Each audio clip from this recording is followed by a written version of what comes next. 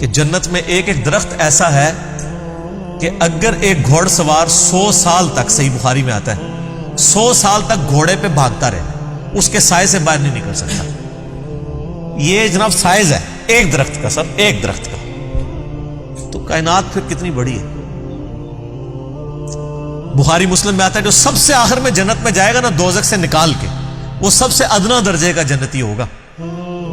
لاکھوں کروڑوں سال دوزخ میں جلے گا، جب اس کے سارے گناہ دھل جائیں گے دوزخ کے عذاب کے عوض، اور بس اس کے پلے صرف یہ نیکی ہوگی کہ اس نے زندگی میں ایک دفعہ لا الہ الا اللہ کہا ہوگا، بس یہ کلمہ اس نے پڑھ لیا ہوگا، لا الہ الا اللہ محمد رسول اللہ. یا اپنے بھی وقت کے پیغمبر پہ جو اپنے زمانے میں امتوں کے تھے ان پہ ایمان لائے ہوں گے. تو جیسے ہی اس کو بخاری مسلم کے الفاظ ہیں دوزخ سے نکالا جائے گا، اللہ تعالیٰ فرمائے گا ہاں بھائی تیرے لیے زمین سے 10 گنا بڑی جنت.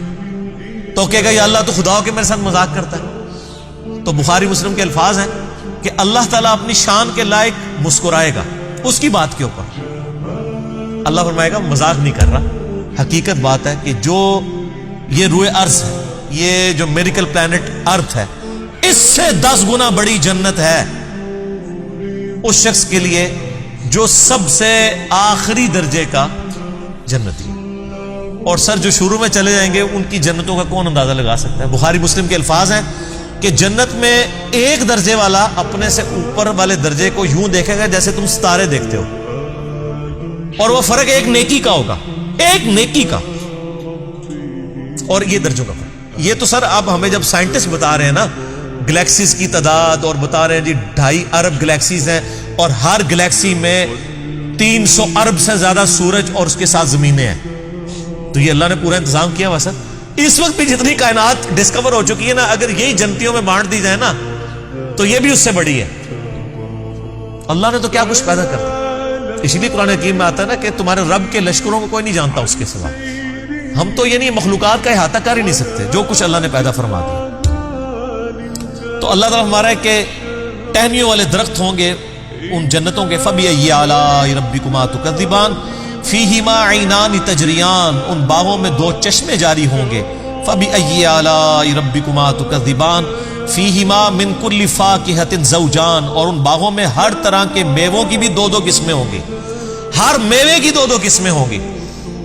اللہ اکبر. فَبِأَيِّ آلَاءِ رَبِّكُمَا تُكَذِّبَانِ متقین علی فرش بطائنها من استبرق، جو جنتی ہیں وہ تکیہ لگائے بیٹھے ہوں گے بستروں پر جن کے استر جو ہیں وہ گاڑے ریشم کے ہوں گے. وجن الجنتین دان، اور دونوں باغوں کا پھل نیچا جھکا ہوگا.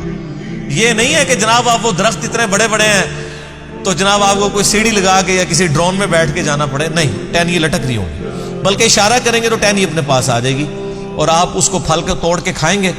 کیونکہ جنت کو تو فنا نہیں ہے، آپ کے توڑ کے ختم ہوگا ایک اور وہاں پہ لگ جائے گا. جنت میں کوئی چیز ختم نہیں ہونی سر، جتنا مرضی کھاؤ پیو، ختم کوئی چیز نہیں ہونی. جو آپ کھائیں گے نا آپ، اچھا، اور آپ کو بھی تکلیف سے آزاد کر دیا. کوئی پیشاب نہیں ہے، کوئی پخانہ نہیں ہے. بخاری مسلم کے الفاظ ہیں ایک خوشبودار ڈکار آئے گی سب کچھ ہضم، اور کوئی قبض والا معاملہ نہیں ہوگا، کوئی پیٹ خراب ہونے والا نہیں ہوگا. وہاں اپنے آپ لذت کے لیے کھائیں گے اور بھوک بھی نہیں ہوگی.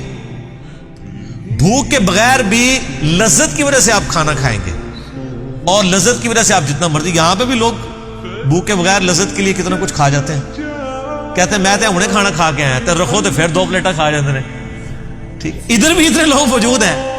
بعض میں جو کچھ بھی بیچاروں کے ساتھ ہوتا رہے تو وہ ایک لادہ بات ہے، لیکن وہاں پہ یہ کچھ نہیں ہوگا. فَبِأَيِّ آلَاءِ رَبِّكُمَا تُكَذِّبَانِ فِيهِنَّ قَاصِرَاتُ الطَّرْفِ لَمْ يَطْمِثُهُنَّ إِنسٌ قَبْلَهُمْ وَلَا جَانٌ، ان جنتوں میں نیچی نگاہوں والی حوریں ہوں گی جن کو نہ کسی انسان نے چھوا ہوگا نہ کسی جن نے اس سے قبل. اچھا، ان آیات سے اب یہ بھی پتہ چل گیا کہ جنوں کے لیے بھی ایک جنت ہے اور انسانوں کے لیے بھی جنت ہے. جنوں کے لیے ظاہر ہے ان کی ریکوائرمنٹس اپنی ہیں، آپ کو پتہ ہے. صحیح بخاری میں آتا ہے، صحیح مسلم کے اندر کہ نبی علیہ السلام نے منع کیا ہے کہ آپ گوبر یا ہڈی کے ساتھ استنجا نہ کریں کیونکہ جنوں کی خوراک ہے اس کے اندر. ہماری خوراک تو گوبر یا ہڈی کے اندر نہیں اللہ نے رکھی ہوئی ہے. تو جنوں کی آرائش کا ان کی جو خواہشات کا سامان الگ سے ہے، ان کی جنت الگ ہے، انسانوں کی جنت الگ ہے، لیکن ان کے لیے اپنی جنیاں ہوں گی، تواڈے سے تواڈیاں جنیاں ہوں گی، ٹھیک ہے. وہاں لیکن جنیاں نہیں ہوں گی، وہاں پہ بڑی شریف قسم کی بیویاں ہوں گی. جی فَبِأَيِّ آلَاءِ رَبِّكُمَا تُكَذِّبَانِ كَأَنَّهُنَّ الْيَاقُوتُ وَالْمَرْجَانُ، اور یہ جنتی عورتیں ایسی ہوں گی گویا یاقوت اور مرجان ہیں. وہ تو صحیح بخاری میں آتا ہے کہ وہ یعنی ایسی ٹرانسپیرنٹ حوریں ہوں گی کہ ان کی جو پنڈلیاں ہیں، پنڈلیوں کے پیچھے ہڈیوں میں جو گودا ہے نا، وہ بھی ٹرانسپیرنٹ نظر آ رہا ہوگا. یہاں پہ تو خیر ان چیزوں میں شاید کوئی اتنی اٹریکشن نہ ہو کہ کوئی شیشے کی کوئی حور بن کے سامنے آ جائے. وہاں کی ریکوائرمنٹس ڈیفرنٹ ہیں، وہاں کے لیے وہاں جا کے پتہ چلے گا. فَبِأَيِّ آلَاءِ رَبِّكُمَا تُكَذِّبَانِ هَلْ جَزَاءُ الْإِحْسَانِ إِلَّا الْإِحْسَانُ، احسان کا بدلہ بجز احسان کے کیا کچھ اور بھی ہو سکتا ہے؟ ہائے ہائے ہائے، یہ اللہ ہی کا ہی فضل ہے. سر اس کی اس آیت کا جو سوز و گداز ہے نا، وہ ایک عربی سمجھ سکتا ہے. اللہ تعالیٰ فرماتا ہے کہ جس نے زندگی میرے لیے گزاری، جس نے میرے لیے دنیا میں تکلیفیں اٹھائیں، حلال و حرام کی تمیز کی، روکھی سوکھی کھا لی، میری وجہ سے اسے دنیا میں نمازوں کی مشقت اٹھانی پڑی، روزوں کی مشقت اٹھانی پڑی. جس نے اتنا احسان کیا ہے، اللہ پہ تو نہیں کیا لیکن اللہ تعالیٰ قدردان ہے.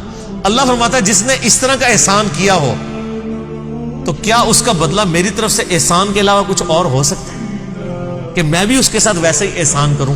حالانکہ ہم نے اللہ پہ نہیں احسان کیا ہوا، لیکن یہ اللہ تعالیٰ کی قدر شناسی ہے کہ وہ قدر کرتا ہے انسان. کہ بتاؤ اس احسان کا، اس نیکوکاری کا بدلہ کیا نیکوکاری کے علاوہ کچھ ہو سکتا ہے؟ جو تم نے نیکوکاری کی تو میں تمہارے ساتھ وہی نیکوکاری کروں گا، یعنی مراد یہ کہ جنت دوں گا. فَبِأَيِّ آلَاءِ رَبِّكُمَا تُكَذِّبَانِ، تو اے جن و انس کے گروہ، تم اپنے رب کی کون کون سی نعمتوں کو جھٹلاؤ گے؟ أحب لقاء يظل